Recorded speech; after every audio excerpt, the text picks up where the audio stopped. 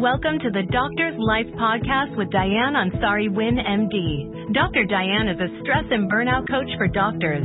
With her 15 years of experience as an anesthesiologist and certification as a physician development coach, Dr. Diane coaches doctors on how to live a rich life of purpose, fulfillment, freedom, and happiness both at work and at home. In this podcast, Dr. Diane brings together doctors and researchers that are experts in health, wellness, stress, and burnout, as well as doctors that have been successful in clinical practice, academics, non-clinical careers, and business to share their expertise and life experience so that you can live your own life purpose, fulfillment, freedom, and happiness. To get free access to a PDF and video of easy and proven strategies that melt stress away and keep it away, simply register at www.dianeansari-winn.com. That's www.dianeansari-winn.com. Now here is your host, Dr. Diane Ansari-Winn. Hi, it's Dr. Diane here, and I have a quick request before we jump into the show. If you like this podcast, it would mean so much if you took just a moment to hop over to iTunes, write a review, and rate the show. That is how other people will find the show and get the same great value from it that I hope that you're getting. It just takes a few moments to click a star rating and write a quick note. Now, on to the show.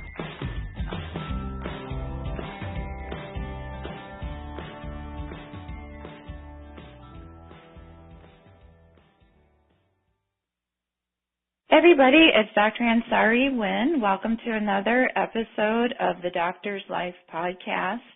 Today we are talking about being financially intelligent. I have a fantastic guest with me today, Dr. David Norris, who wrote a book entitled The Financially Intelligent Physician, What They Didn't Teach You in Medical School, and that was just released in March of 2017, March of this year. Dr. Norris is a fellow anesthesiologist.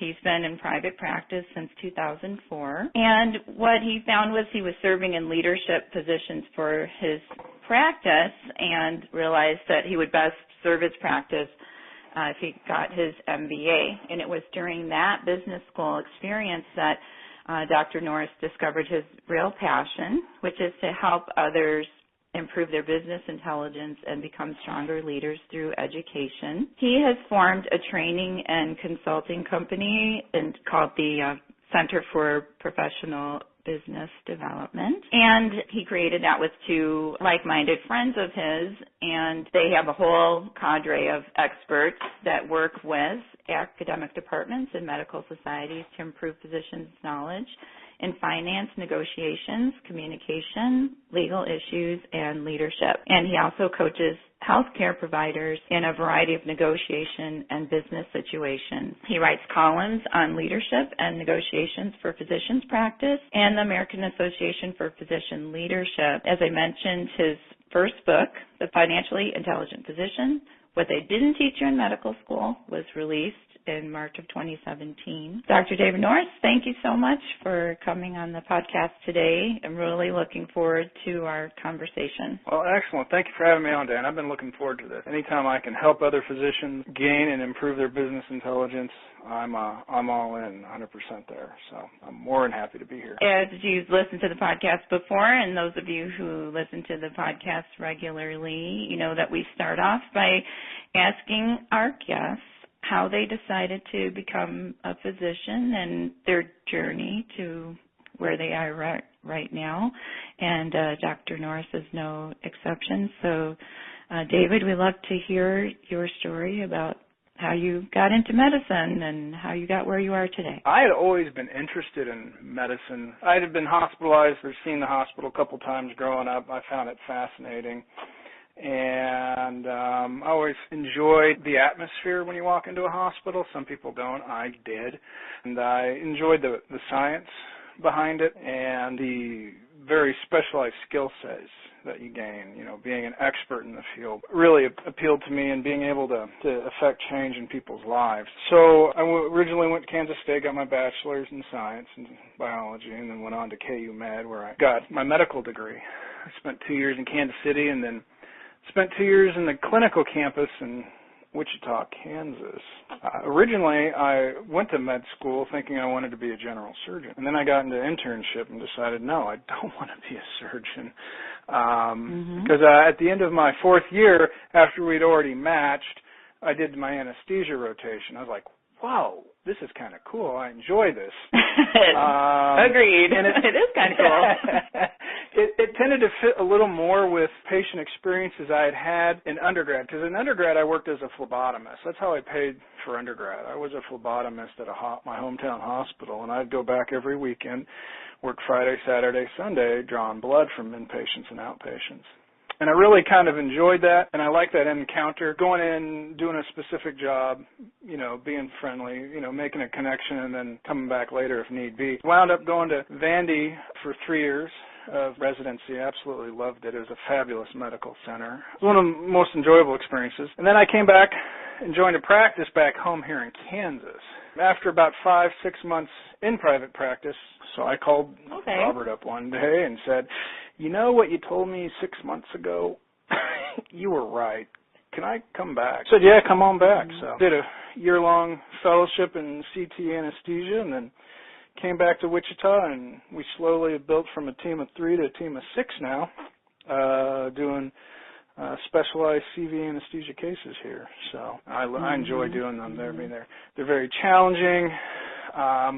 Patients are super sick, and it's really nice when you go by a few days later and they're on the floor and they look 100 times better. And you can say I was part of that, something more tangible. How did you find yourself becoming interested in the financial side of medicine? My group is kind of the squeaky wheel gets the job. If you keep saying you have a lot of good ideas, well, then here you go, put up or shut up. And so I took the job very seriously. I was elected to positions of leadership, and I took those very seriously.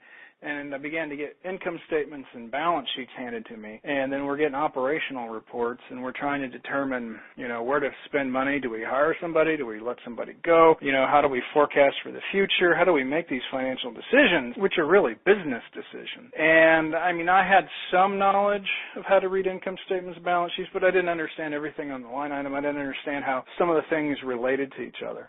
I tried educating myself at first, but I started trying to get a bunch of books, and there's some good books out there, but they just weren't giving me what I wanted.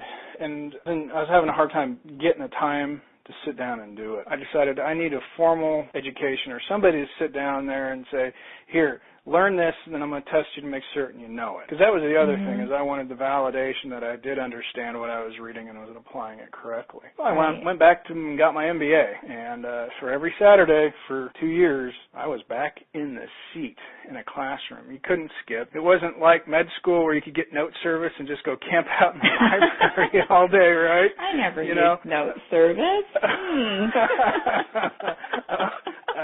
In the business school, they wouldn't let me do that, and that's fine. And I was in there with a bunch of other executives, other people from other industries. I had aviation industry, we had service industries, we had government agencies, we had all sorts of folks in this cohort. So it was interesting to kind of interact with other business leaders in other industries, pick their brains, how they've solved problems similar to the ones that I was facing or will face, and kind of give you the leg up. And it was besides my fellowship, it was probably the most enjoyable educational experience I had personally, because I had 60, 70-some families depending on the financial decisions I made. And if I made the wrong one, people could lose a job or the whole group could collapse or something. And that made me very nervous. I took it very seriously. You took it very back and got the education. And then through that, one of the things was a stats class, right? Statistics. For that project, I made up a survey. And I sent the survey out to every physician in the county or the area, the couple counties that we surround. It was over 1,000 surveys I sent, mailed out. And I got back 33, 34, 35%, something like that. Response rate, an overwhelming response. I was actually surprised. I was hoping for 10% on a one-time mailing, because it was a big paper multi-sheet thing with a self-addressed stamped envelope. But in that survey, I asked them about their business intelligence. I asked, where would you rank yourself 1 to 10 on your leadership in your leadership training and your financial education, financial intelligence, your negotiations, your process improvement, marketing? Where do you feel you're weak in? Where do you feel you're strong in? And then I ask some pointed questions like, do you know how much you make every month? Do you know what your costs are every month? Do you know the difference between a variable and a fixed cost? Do you know how the income statement, balance sheet are intertwined and related? How much cash you guys have in the bank right now? And then it was interesting because you get some physicians who knew yes to all those, and I had others who didn't know any of that. And then I went on and asked some personal finance questions in that survey. I asked, do you know how much money you have in your checking account? Who balances your checking account every month? Does anybody balance your checking account every month? Do you know what your assets are? Do you know what your liabilities are right now? Do you know how to calculate your net worth? Because I wanted to see if there was a little bit of a correlation between the answers that they knew for their private life, if they differed for their practice end. Right. That was out of curiosity for me. I wanted to see if there was a correlation. And there actually was a pretty strong correlation between those two. So if you didn't understand finance or money in your business side, you don't understand it in your private life. It struck me one day, my wife and I, when we were out looking for houses, the realtor flat out asked me, she goes, how come so many doctors can't come up with a down payment on these homes? Like, yes. Really? I mean, I didn't know that. She's like, oh yeah, I got doctors that look at these homes like this all the time and they can't bring any money to the table. Oh yeah. We don't save money. Not all of us do. That's really telling. We're great at making money. Managing it, whole nother story. And that's where you come in. Yeah. So the way I started with the hypothesis that if I can improve your business intelligence, if I can change your mindset, because, our mindset, if you look at the definition of mindset, it's your attitude about something. Mm-hmm. And when I used to work with my mentor and we'd go out and do negotiation workshops. And my topic was mindset that he first assigned to me to teach. If you look up the definition of mindset, it says it's your attitude about something. When I first read that, I was like, I know what an attitude is because I can spot a bad attitude pretty easily in my or employee or coworker. That's pretty easy. And I was like, no.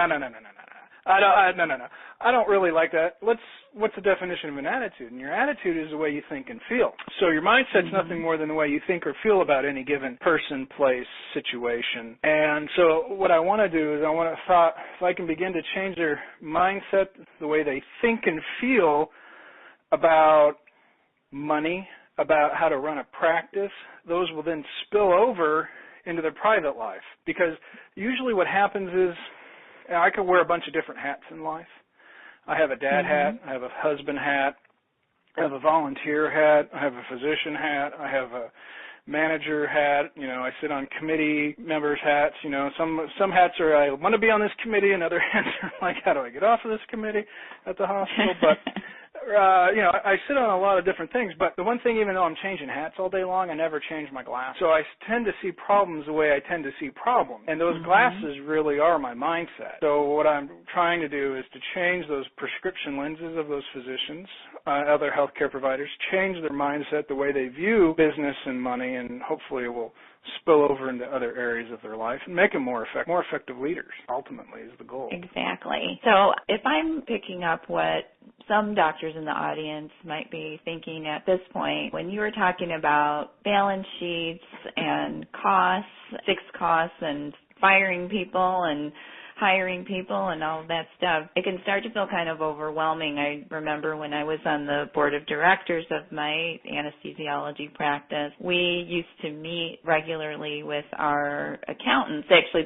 the whole group would meet with the accountant firm, and then we'd have separate meetings with them as well, depending on what we were doing. If we're at one point we were looking to merge with another practice, so we were looking at the financial viability of doing that. I recall that when I first started in those meetings with the accountants and then on the board of directors as well, that it really just sounded like a lot of talking that I didn't understand and flipping through spreadsheet and just trying to keep up in those meetings. And little by little you start to understand that, but it's just a completely different world than the world that we're used to living in, which is our medical world, and as you said, maybe our working with our own personal finances. So it can sound very confusing, and your book brilliantly goes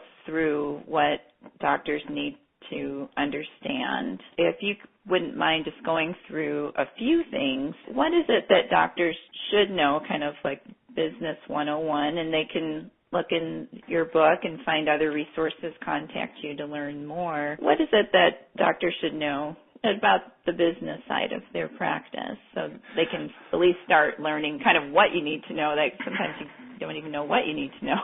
Finance is important, and to understand how financially healthy your practice is critical. And I think you need to start with understanding the basics, and that would be what's on a balance sheet and what's on the income statement. Most physicians, I know some who never look at their balance sheet. Big mistake. Your balance sheet and your income statement are tied together. You make a change on your balance sheet, it will probably be reflected somewhere on the income statement. And then some docs never look at that report, and they only look at the income statement and they look at the bottom line. You know, it's nice to know how much money you made, I understand, but the meat and the problems exist above the line. And you got to know where your money's coming from on the income side, your revenue side. What am I charging for? Who are my payers? Who's paying me the best? Who's paying me the worst? Are there any service lines that I may be offering that they're not as profitable as I would like them to be? And then you go into the costs. You know, where are my costs? How do I track my costs? How do I understand how my costs relate to productivity? And if I have a busy month, does that mesh with my costs? When will I expect to see that bump in revenue from that busy month? And that really depends upon the type of accounting system you use. Some accounting systems, if you're using accrual or you're using cash basis. And it's very important to understand whether or not you're looking at a cash basis report or an accrual report. Because if you're using cash basis reporting, then when money goes out or comes into your practice, you record it. So most of us don't, I think with the average days in AR, the average days in accounts receivable, how long it takes you to get your money from the payer after you see the patient submit your bill. Ours personally is about 45 days. But my employees that did the work, they don't want to wait 45 days. They want to be paid every 2 weeks. In order for you to really understand and get a good picture of your cash flow, money coming in, and how do you manage all that, you need to first start with, is this a cash basis or accrual basis? And then from there, you can get a better idea of how your money is going to flow. So our revenues get bumped up in January and February and then into March. But our productivity and our costs go down those months because nobody wants surgery because all their deductibles reset. After Thanksgiving, it's crazy. It's gangbusters. Everybody wants their surgery, and you know you're running full rooms 24/7 almost, it seems. So you got a lot of costs there, but you're not going to get that revenue for a few months. And then you'll see it spill over to the next year, and then you're like, oh, well, we're flush with cash. First quarter, we made all this money, and then it catches up. But if you understand that and you can plan for that and budget for that, then I think you'll be better off. Understanding the terms that accountants use, what I call accountantese, we in the medical field, right? I mean, we have lateral and medial, anterior, posterior, cephalad, caudate, because it gives us a relationship. And if we have specific words like osteosarcoma. You say words like that, we immediately know what you're talking about. In accounting, it's the same thing. And if you want to have an effective, efficient conversation with your accountant, learn to speak their language. If you want to have an effective and cost-effective conversation with a payer, learn to speak their language. What I've noticed is a lot of physicians, we're smart people. We are, and that's fine. But we're not smart in everything, and some of us have a hard time admitting that. We're not smart in everything. We have a hard time saying, I don't know, because we just don't want that. We just don't want to admit it to ourselves, I think. But the sooner you say, I don't know, and you begin to educate yourself, you'll be well on your way to getting the type of practice that you really want out of your practice, by admitting what you don't know. Other things I think physicians need to know about finances is they need to realize that you need to track these things on a monthly or periodic basis, okay? You need to look and see, January, how'd we do? February, how'd we do? March, how'd we do? And compare that with your productivity numbers, whether it's cases seen, appointments seen, blood draws, x-rays taken, whatever. And then you look at that on a monthly scale, a quarterly scale, an annual scale, and you look back and say, what changes are we seeing? If something's trending up, why? Did we do something different? And if something's trending down, why? did we change something, or do we need to change something? If you only look at the bottom line, you're never going to really dig into those numbers. And I've known a number of physicians who never looked at that balance statement, and they kept making the same amount of money until they went bankrupt because they kept borrowing their salary rather than earning the salary because they weren't keeping track of it. And their accountant wasn't that great. And, here's my favorite professor in accounting in business school, CPA, used to be CFO for a couple different hospitals. He said, even if a CPA is a certified public accountant, that just means they've passed the test and they're certified to be an accountant. It doesn't mean what they give you is certified. So he said, always ask for more. Ask for explanations as to things. If you don't understand something, ask them. And if they can't give you the answer, keep asking until you get what you want. If they don't give you what you want, get a different accountant. He was adamant about that. And I remember one time I was in a meeting with some of our accountants, and our accountant changed.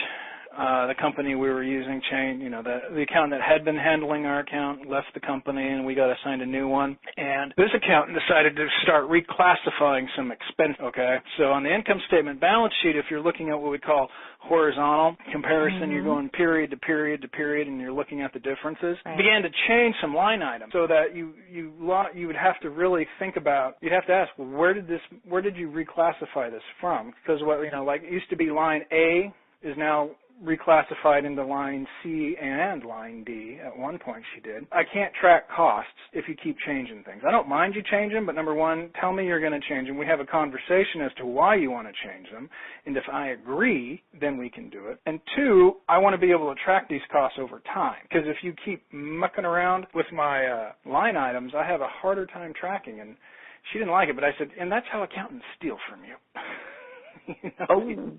Yeah. But it got the point across that I understand what's going on here, and I mean, I'm not saying that, but I'm not some Joe Schmo. Let's take this seriously. Right. I'm not your typical client. And I think, and then we had very focused, productive conversation. I think if a physician can get to that point, they're going to be worlds ahead of competition or even, in their own life. Yeah, it's like having a basic competency in finances so that you can hire and work with the best consultant that you can, which in this case is your accountant. How do doctors overcome the hurdle of thinking that money is something that they shouldn't get involved with because it's kind of base, or that, because medicine's kind of a noble profession. Right. How do you getting involved with money is not like it's a dirty business. So the money part is a dirty business somehow. So right. I wanted you to speak to that. Sure. Absolutely. And I because that was one of the things I got frustrated with in med school is I began to ask questions about business because, I realized I operate in a capitalistic society and an economy. We exchange goods for services, for payments and fees. So, I have to have a basic understanding of this if I want to put food on the table for not only myself and my family, but those that I employ or that work with me, if I'm employed as a physician in a larger organization. But every time I'd ask that, I was like, oh, no, Dr. Norris. You were, at the time it would have been med student Norris. But you're not supposed to. You're not supposed to ask those sort of questions because we're a noble profession. And then when I got to residency, they're like, you'll learn it in residency or when you get out. And I was like, then I didn't learn it. So, but I think what you have to realize is that money is nothing more than a tool.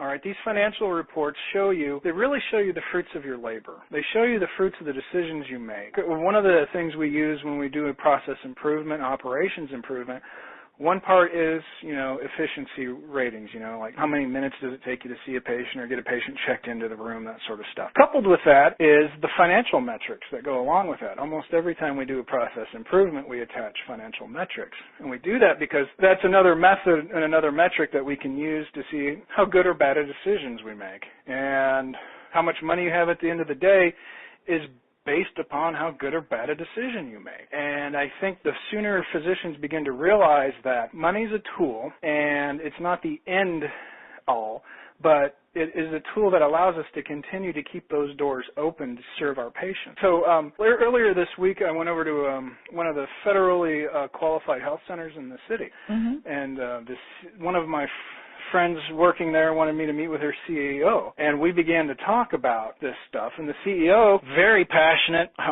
was impressed with her. I mean, she was dedicated. She knew her mission and purpose. She wants to serve people in that surrounding area. She wants to take care of people who can't afford to necessarily go to the big centers and who may not even have insurance, and she's passionate about making certain that if you come in to her clinic that they give you a behavioral health assessment. They also have dental care there on board with you if you need it, and medical care. But she kept going back to the finances, and she kept saying, she didn't apologize for it. She was talking about how much revenue they have, and at the end of the year, they're in the black, but just a little bit. But that's okay. But she says, I still need to understand this stuff. I still have to be able to perform this way. Otherwise, I can't help anybody. I can't. Right. If I disappear, these 4,500 families that we take care of aren't going to be able to get care other places in the city. Some of the people they take care of are immigrants, and so they're not eligible for any kind of federal health care, right? Medicare and Medicaid, because they're not U.S. citizens. So, but they provide those services, and that's their mission, that's their calling. And I think if you can begin to realize that you're there for a bigger purpose, you're not there for the money, you're there to help and serve others. And earning a profit isn't bad. It's a necessity so that you have the capital to reinvest in people, hire better people, more people, reinvest in new capital structures, whether you need to expand like this one. They've just built a 40-square-foot building that they're building right now. It'll be done in a couple months. They're expanding those services so they can serve more people in the underserved areas. But they couldn't do that if they were operating in the red. So they take that very seriously, and they wanted their physicians to begin to think about, don't always think about how much is this going to cost, but what's the most effective thing, and I need to, make certain that I don't waste if I can avoid it. I think as soon as you begin to say, it's a tool that gets me to the end, it's a means to the end, and the end is taking care of people, whether, all kinds of people. And if you can do that, you get over that, then seeing that money is nothing more than that tool, it becomes very easy to make those decisions, I think. And that's how I approach it. She has physicians on staff. They pay a competitive salary, and some of them she gives 2 months off, and they go off to mission field and they do missions work in other countries. But that's in line with their mission statement and their purpose. But they couldn't do it if they didn't manage the income, they didn't manage the expenses, they didn't watch the balance sheet, and they didn't plan for it. And that's the other thing. You got to have a plan. If you don't have a plan, you're not going to go anywhere. When we went on family vacation, we planned to go to these places because we wanted to get there, and then we took the steps to get there. If you don't have a plan, then you probably will wind up not accomplishing your full potential. So have a plan is the other thing. Don't view money as a bad thing. Money's not evil. It can be a very powerful tool that can help a lot of people. And it's okay to be compensated for your expertise. My auto mechanic or my plumber or the guy that just replaced my AC, they charge me quite a bit an hour, but they have specialized knowledge and skills that I don't have. We have specialized knowledge and skills that others don't have. So just recognize that. And until the capitalistic socioeconomic state we live in disappears, that'll always be that way. Just get over it. Hey, you're giving it to us straight, and that's how we like it, doctors. We don't like people pussyfooting around. Tell us more about your book. It's really unique and comprehensive, and I encourage everyone to get a copy of it. Again, it's The Financially Intelligent Physician, What They Didn't Teach You in Medical School, and I know it's available on Amazon. Why don't you go ahead and tell us a little bit more about the book? Sure. The book was a labor of love. Now, this is the very first book that I'd ever written, and it was one of those things where I went back to that survey I did, and accounting and finance was number one on the list of what doctors feel most uncomfortable with. And I said, well, there's a need. I understand this stuff fairly well. I'm not a CPA, but I understand it, and I try to make things as simple as possible, and I try to, I hate business speak, and I usually, when I talk to patients, I try never to use Latin or Greek. Right. Unless it is, right. unless it is the humerus. Your humerus is broken. It's your upper bone. It's because I want to communicate effectively. So, and I wanted a desk reference, something that I could read and say, aha, this makes sense. And then if I ever have questions, I could go back to. Serve as an educational resource and a reference book. It took me, a little over 18 months to go through and write. A lot of revisions, a lot of editing, a lot of rearranging, throwing stuff out, adding stuff. The financial reports that you see in this book, a good friend of mine is a family practice physician here in town, and so I asked him for his financials. I asked him to scrub them, clean them, and he and his office manager and I, we scrubbed the numbers so you couldn't identify who they were, but I also got the operational data with it. The examples I use are what physicians are handed on a real daily basis, and this was a family practice clinic, and they have their own lab and radiology and pharmacy and stuff, so I tried to make it as realistic as possible using real-world examples, not some like some theory. And that took a long time to recreate a lot of the tables and stuff. I wanted you to begin to understand how a lot of this works. So I start the book off. I walk you through how to read an income statement, balance sheet, and then I walk you through ratios. How do you tell how healthy your practice is? Well, there are a couple of ratios you can use. We have the ankle brachial index, for peripheral vascular disease, and we have other ratios we use in healthcare. And we have other metrics we trend in healthcare, like hemoglobin A1Cs and stuff like that.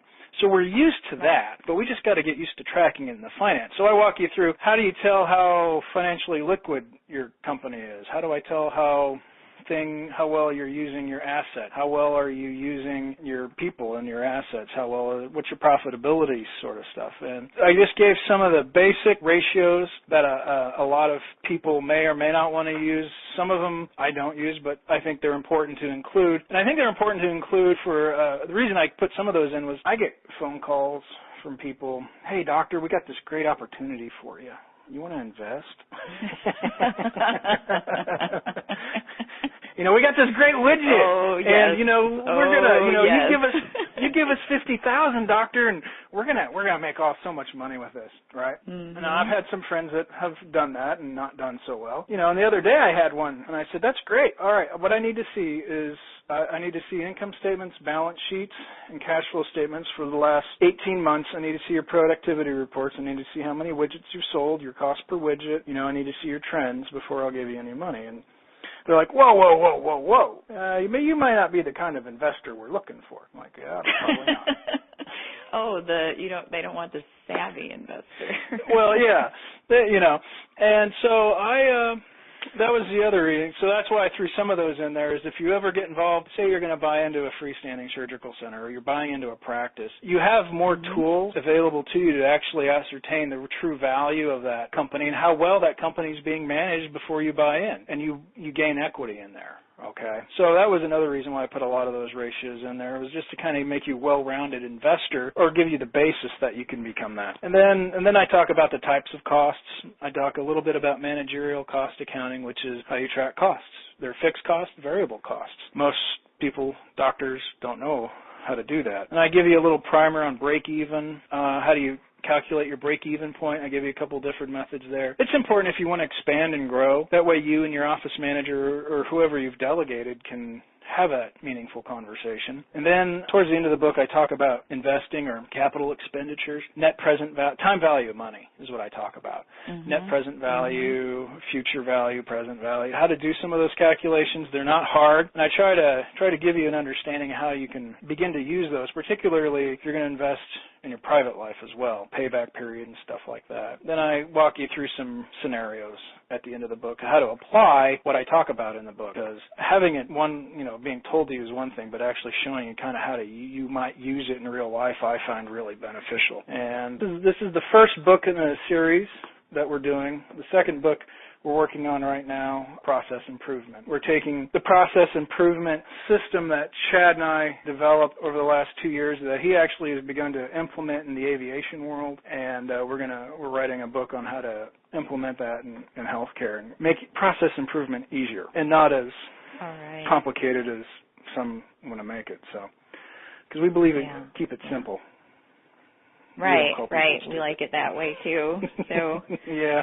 Well, we're looking forward to your next book. In the meantime, I can't make it clear enough that any doc that's listening to this, or any office manager, nurse, this is something that you need to pick up and that you need to know. Dr. Norris has put a lot of vital information into this amazing book. And I'm so happy to have been able to talk with you today, David. It has been a real pleasure. And great. What a great interview. I've had such a great time. I appreciate you having me on. I do have, if you want, if your audience, they want my 8-page white paper on how to create a dashboard and what you should be checking every month, what you should do on a monthly basis, they can get that free from me. Okay. All they have to do is if they text TFIP, it's the abbreviations for the Financially Intelligent Physician, TFIP 2017, and they text that number to 44222. They text that code to 44222, TFIP 2017. They will automatically be sent a link where they can download that free report and give them a primer and give them an idea kind of what's in the book. And if they like that even more, they can sign up and for my newsletter and get a 25% discount on my book. And if they don't want to do that, well, then the book's available at Barnes & Noble and Amazon, hardback, paperback, and Kindle. Fantastic. Well, again, David, it's been a real pleasure talking with you today. I enjoyed it. What's your web address again? It's www.davidnorrismdmba.com. Good deal. davidnorrismdmba.com. Perfect. All right. Yeah. Well, everybody, I'm so glad you all listened to this podcast, and I hope you share it with everyone that you practice with. Super vital information that is hard to find, and you found it right here on Doctor's Life Podcast. So until next time, I hope everybody stays happy and healthy, and we'll look forward to having you tune in to the next episode. You guys take care.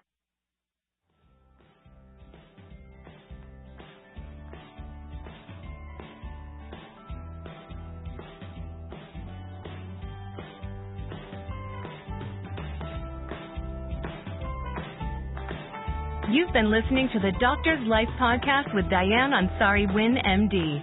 Go to www.dianeansari-winn.com to read show notes, listen to past episodes, share your comments and show ideas, and pick up your free PDF and video of easy and proven strategies that will melt your daily stress away. That's www.dianeansari-winn.com.